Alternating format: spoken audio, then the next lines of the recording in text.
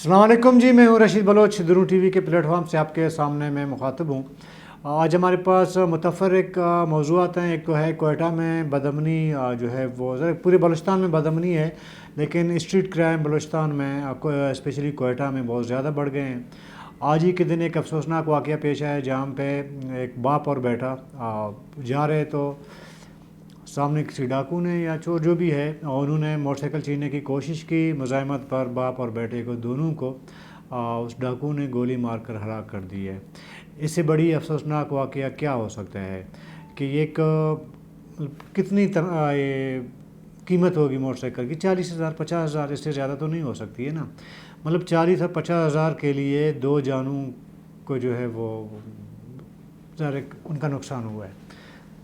तो बुनियादी तौर पर ये अमन अमान जो स्ट्रीट क्राइम है ये तो पुलिस की ज़िम्मेदारी है। लेकिन इसी से रिलेटेड मैं आपको एक बात बता दूं, एयरपोर्ट रोड में एक नया थाना खुला है, तो वहाँ पे सुनने में ये आ रहा है कि SHO ने प्राइवेट लोगों को जो है थाना ही भत्ते पे दे दिया, मतलब ठेके पे दे दिया कि जाएँ आप भत्ता कलेक्ट कर लें और ला के दे दें आधा आधा।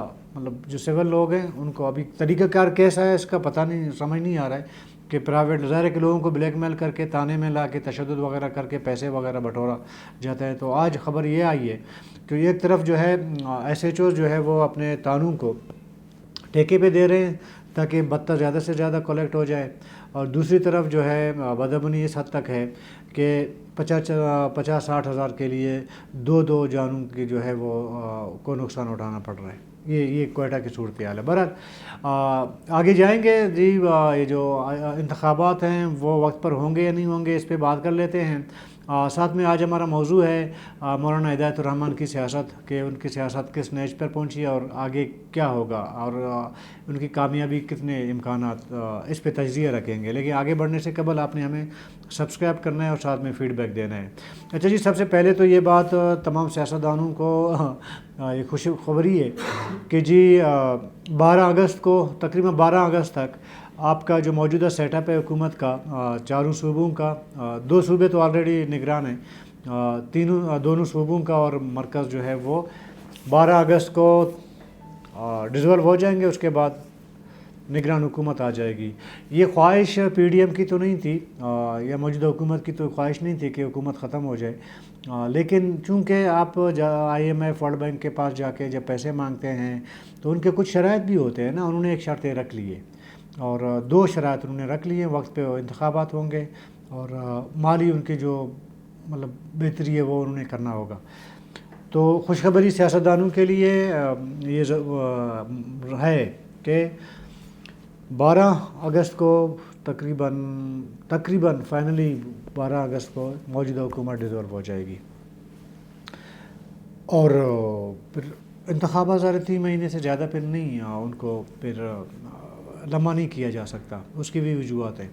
उसमें भी IMF ने यहाँ से पकड़ा हुआ है सियासतदानों को, हुक्मरानों को, तो इस वजह से तो ये होंगे यही मेरे ख़्याल में। जब ये जैसे जैसे इंतखाबात के जो ये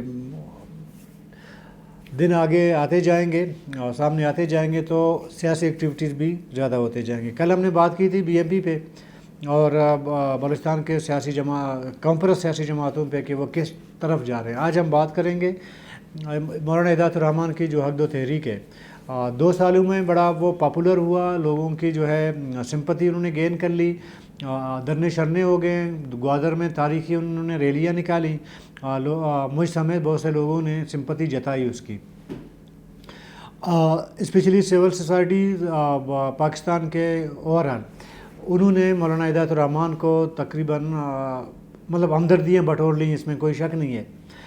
लेकिन आहिस्ता आहिस्ता यूँ लगने लगा कि मौलाना हिदायतुर रहमान दरअसल ये जो एक मूवमेंट उन्होंने स्टार्ट ली थी, जिस तरह की PTM ने एक मूवमेंट ली थी और PTM की मूवमेंट जारी है, तो लग ऐसे रहा था कि बलोच इलाकों से PTM तर्ज का एक मूवमेंट जो है मौलाना हिदायतुर रहमान के सरबराही में ज़ोर पकड़ने जाएगा और आगे ये ग्रोथ करता जाएगा। ग्वादर से के अलावा केच पंजगुर को शुरू में हक़ तहरीक ने अपनी लपेट में ले लिया था عوامی سمپتی جو ہے وہ آنا شروع ہو گئی تھی. ایون کہ یہ بھی دیکھنے میں آیا کہ ہب تک جب مولانا ہدایت الرحمان صاحب نے ہب میں مزدوروں کے ایک احتجاجی کیمپ میں وہ شامل ہو گئے, وہاں پہ تقریر کی, تو وہاں پہ بھی کافی تعداد میں, بڑی تعداد میں مزدور اور مقامی لوگوں نے مولانا ہدایت الرحمان کا ساتھ دیا. ایسے لگ رہا تھا کہ پورے بلوچستان میں حق دو تحریک جو ہے وہ ایک مومنٹم جو ہے بنانے میں کامیاب ہو جائے گی.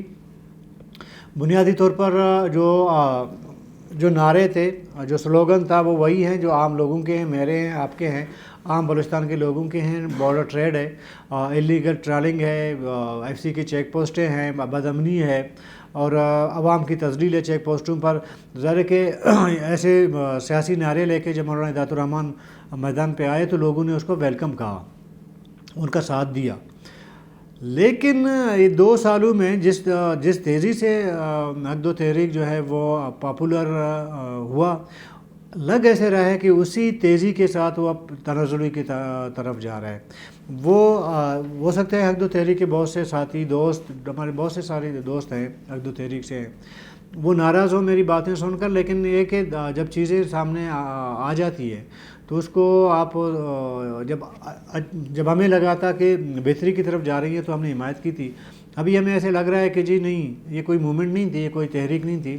دراصل ایک گوادر کی سیٹ جو ہے وہ ٹارگٹ ہے, اس کو حاصل کرنا ہے. تو اس ایک سیٹ کے لیے تو ظاہر ہے کہ جو سمپتی باقی علاقوں کی ہیں وہ تو پھر وہ کس بنیاد پہ حق دو تحریک سپورٹ کریں یا اس کی حمایت کریں.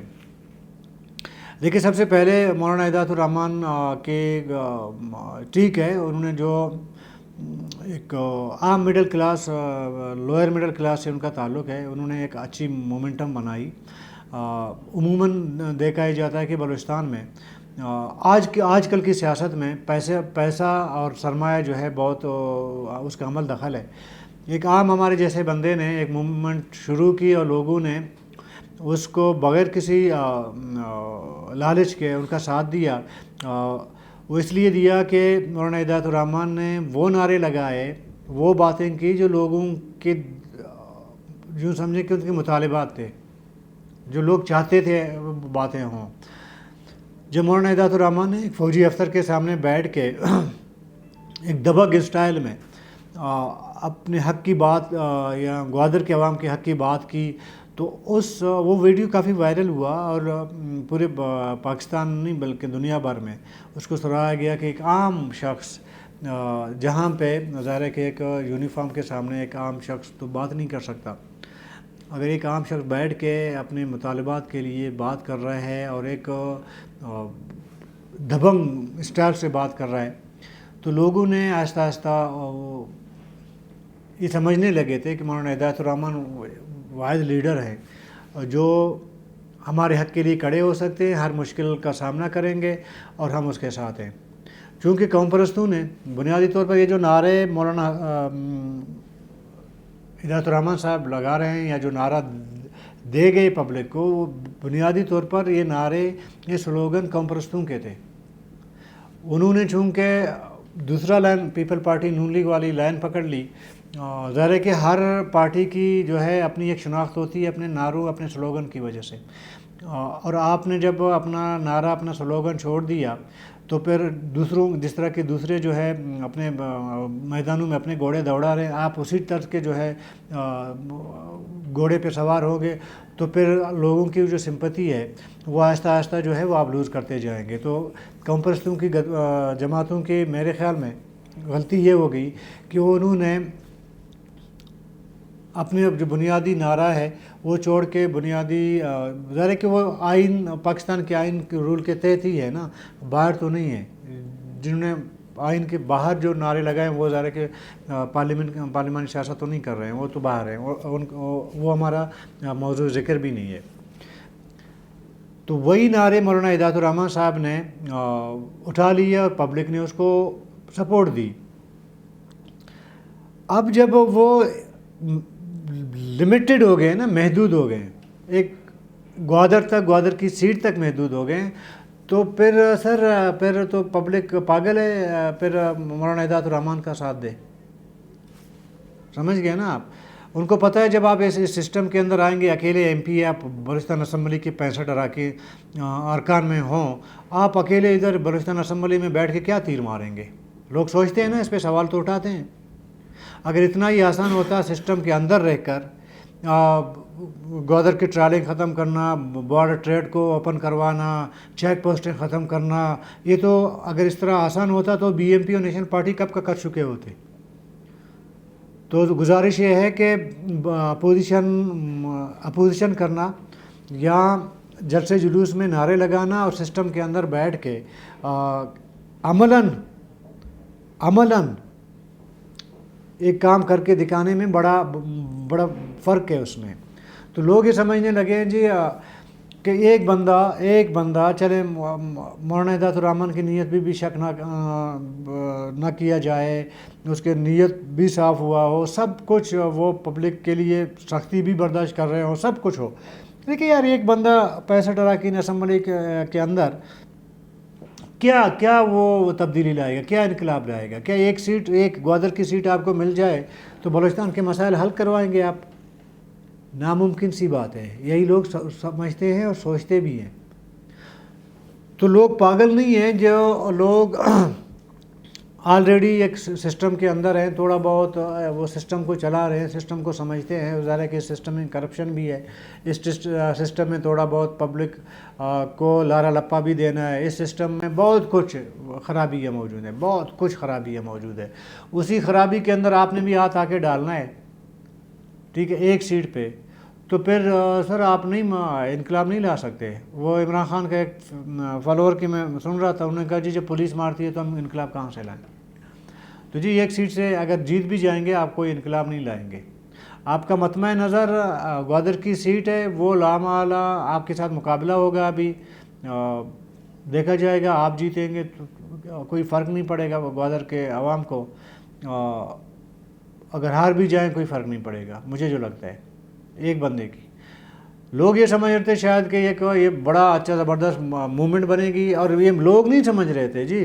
یہ مولانا ہدایت الرحمان کے اپنا سلوگن تھا. مولانا ہدایت الرحمان آپ دیکھیں نا، جس طرح عمران خان صاحب نے بہت بڑے بڑے دعوے کیے، اب عملاً جب دیکھا گیا تو زیرو ہے.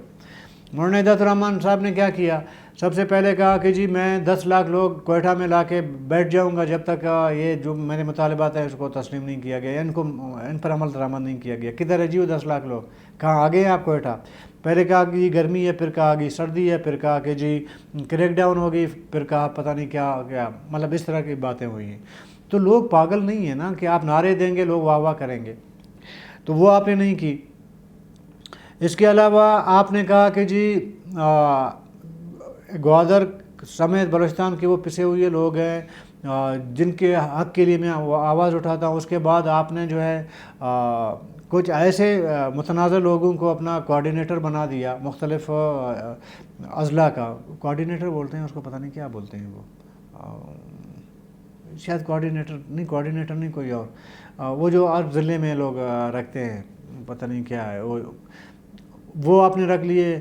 کوئٹہ میں جس بندے نے آپ کے حق میں سب سے پہلے پریس کانفرنس کی، وہ تو ہر ایک کے جو ہے ڈول پہ وہ تاڑی بجاتا ہے. کل وہ شفیق منگل کے حق میں پریس کانفرنس کر رہا تھا، اس سے پہلے پتہ نہیں کسی اور کے حق میں پریس کانفرنس کرتے ہوئے نظر آئے. ایک ٹائم پہ آپ کے حق میں پریس کانفرنس کرتے ہوئے نظر آ رہے تھے. آپ نے ان کو کیا کہتے ہیں اس کو، کوآرڈینیٹر نہیں، میں بھول گیا معذرت کے ساتھ، آرگنائزر رکھے تھے آپ نے کوئٹہ میں، باقی علاقوں میں. وہ سب کے سب متنازع لوگ تھے. پھر یہ ہوا کہ کچھ ایسے متنازع لوگ آپ کے تحریک کے اندر گوادر میں آپ کے اسٹیج پہ انہوں نے آئی جیک کیا ہوا تھا، جو وہاں کے مقامی لوگ سمجھتے ہیں کہ جی ان کا کریکٹر ٹھیک نہیں ہے، وہ لوگوں کو بلیک میل کرتے ہیں، پتہ نہیں کیا کیا کرتے ہیں، ٹھیک ہے. تو ایسے بہت سے چیزیں ہوئیں جس کی وجہ سے یہ جو آپ کی جو مقبولیت ہے اس میں ظاہر ہے کہ فرق پڑ گیا. اب میں کچھ دوستوں سے رابطے میں تھا حق دو تحریک کے حوالے سے، تو مجھے کسی نے کہا کہ ممکن ہے جس طرح ابھی حق دو تحریک جس رستے پہ جا رہی ہے نا، اس میں شاید حسین واڈیلا صاحب زیادہ دیر تک حق دو تحریک کا ساتھ نہ دیں، یہ امکانات ظاہر کیے جا رہے ہیں کہ حسین واڈیلا صاحب شاید حق دو تحریک چھوڑ جائیں. پھر جب وہ چھوڑیں گے تو ظاہر ہے کہ جو ایک امپریشن قوم پرستی کی اب تک حق دو تحریک نے قائم کر رکھی ہے حسین واڈیلا کی شکل میں، تو وہ بھی لوز کر جائے گا حق دو تحریک. پھر سب سے بڑی بات یہ ہے کہ دیکھیں، آپ کہتے ہیں کہ جی میں جماعت اسلامی سے بھی ہوں، حق دو تحریک کی موومنٹ کو بھی میں چلا لیتا ہوں، میں جماعت اسلامی کا بھی نام نہیں لوں گا، اور میں حق دو تحریک کا لیڈر بھی ہوں، میں جماعت اسلامی سے ناطہ نہیں توڑ سکتا، میں حق دو تحریک کو قوم پرستی کے اس پیمانے پہ میں لے جانا چاہتا ہوں. لیکن دو متنازع چیزیں ہیں، اگینسٹ ہیں، دو چیزیں اگینسٹ ہیں. جماعت اسلامی کے نظریے میں اور قوم پرستی کے نظریے میں یہ تضاد ہے، کافی بہت بڑا تضاد ہے اس میں. جب آپس میں چیزیں تضاد ہوں، جب ٹکراتی ہیں تو کسی ایک کو ٹوٹنا پڑے گا. تو مجھے ایسے لگتا ہے کہ مولانا ہدایت الرحمن نے شیلٹر بنایا تھا جماعت اسلامی کو، تو اگر کوئی ایشو ہوگا، کوئی پرابلم ہوگا، کوئی مسئلہ درپیش ہوگا تو جماعت اسلامی جو ہے اس کو شیلٹر دے گا، امبریلا اس کا ہوگا. اور باقی جو ہے میں چونکہ مکران یا اس علاقے میں کوئی قوم پرستی کے علاوہ کسی اور نعرے کی اتنی جو ہے وہ پذیرائی نہیں ہوتی ہے، تو اس لیے انہوں نے قوم پرستی کا جو ہے ایک نعرہ لگایا. ٹھیک ہے. باقی رہ گئی دیکھیں مسنگ پرسن کا جو ایشو ہے وہ ہر بلوچستانی کو پتہ ہے. وہ نہ سردار اختر مینگل سے حل ہونا ہے، نہ وہ ڈاکٹر مارک بلوچ سے حل ہونا ہے، نہ وہ مولانا ہدایت الرحمن سے حل ہونا ہے. وہ ایک ایسا چیپٹر ہے جس نے بھی بلوچ قوم کی سمپتی گین کرنا ہے نا، وہ مسنگ پرسن کی بات کرتا ہے. وہ ماما قدیر کے کیمپ بھی جائے گا، ان کے نام بھی لے گا. ٹھیک ہے. جس نے سمپتی اس وقت میں آپ کو بات کر رہا ہوں، مطلب یہ ہے کہ گزشتہ 1-2 سالوں میں اگر آپ نے بلوچ قوم کی حمایت حاصل کرنا ہے، اس کی سمپتی لینی ہے، تو آپ نے کیا کرنا ہے کہ جی مسنگ پرسن کا نعرہ آپ نے لگانا ہے. ماما قدیر کے کیمپ میں ایک چکر آپ نے لگانا ہے تاکہ لوگ سمجھیں یار واقعی یار یہ نہیں، یہ مخلص لیڈر ہے. یہ اب لوگوں کو سمجھ آنا شروع ہوا ہے کہ مسنگ پرسن کے حساس مسئلے کو ایک سیاسی ٹول کے طور پر لوگ استعمال کرنا چاہتے ہیں. میں یہ نہیں کہتا کہ مسنگ پرسن کی بات نہ کریں، اس ایشو پہ آواز نہ اٹھائیں، ضرور اٹھا لیں، ضرور اٹھائیں. مجھے اٹھانا چاہیے، آپ کو اٹھانا چاہیے، ہر فرد کو اٹھانا چاہیے. لیکن مقصد یہ ہونا ہو کہ جی مسنگ پرسن کے میں نعرے کے تحت اپنا سیاسی جو انٹرسٹ ہے وہ میں گین کروں گا، یہ غلط ہے. یہ وہ مسنگ پرسن کے ان خاندان کے ساتھ جو ہے ایک سمجھے ایک زیادتی ہے. جو لوگ مسنگ ہیں ان کے ساتھ ان کے حقوق پر زیادتی ہے. یہ نہیں کرنا چاہیے. ویسے تو لوگ یہی سمجھتے ہیں کہ آپ نے جب آپ کے کوئی انٹرسٹ کہیں سے حاصل نہیں ہو رہا ہے، پھر آپ نے مسنگ پرسن کا معاملہ اٹھانا ہے، اس پہ آپ نے بات کرنی ہے. تو مولانا ہدایت الرحمن صاحب نے اگر وہ کی ہے تو مجھے نہیں لگتا، ہاں میں اس ٹائم اس کی نیت پہ شک نہیں کرتا. اگر وہ واقعی میں 10 لاکھ لوگ اٹھا کے کوئٹہ پہنچتے، وہاں پہ سارے فہرست اس کا نعرہ مولانا ہدایت الرحمن کا مسنگ پرسن ہوتا. نہیں ہوا نا. ابھی مسنگ پرسن کا معاملہ کدھر ہے؟ ابھی آئیں جی آسامیوں پر. آپ اندازہ لگا لیں اس انقلاب کا. مسنگ پرسن ایک مطلب عالمی مسئلہ ہے میرے خیال میں، بلوچستان کے ہر فرد کا مسئلہ ہے. ابھی آئے ہیں کہ جی گوادر میں آسامیاں جو ہے بندر بانٹ ہو رہی ہیں، مطلب بلوچستان میں کہیں اور نہیں ہو رہے ہیں، آواران میں نہیں ہو رہے ہیں، بارکان میں نہیں ہو رہے ہیں، کوئٹہ میں نہیں ہو رہے ہیں، خوزدار میں نہیں ہو رہے ہیں، نصیر آباد میں نہیں ہو رہے ہیں، کہیں پہ نہیں ہو رہے ہیں، صرف گوادر میں ہو رہے ہیں. مطلب آپ نے اپنی سیاست کو ایک مطلب 100 ڈگری سے لا کے 10 ڈگری میں آپ نے رکھ دی ہے. ابھی یہ آپ کی سیاسی اپروچ ہے جی. ابھی اس بارے میں بندہ بات کیا کرے. لگ ایسے رہا ہے کہ مولانا ہدایت الرحمان نے اپنے اس موومنٹ کو اسی چکر میں ایک سیٹ جیتنے کے چکر میں، حاصل کرنے کے چکر میں بند گلی میں لا کے کھڑا کر دیا ہے. ابھی انہیں سمجھ نہیں آتی ہے کہ میں ابھی اپنی سیاست یا ایک اور کیا میرے پاس سلوگن ہو جس پہ میں سیاست کروں، جس سے میں لوگوں کو کنونس کرنے کی کوشش کروں، ان کی سمپتی گین کروں.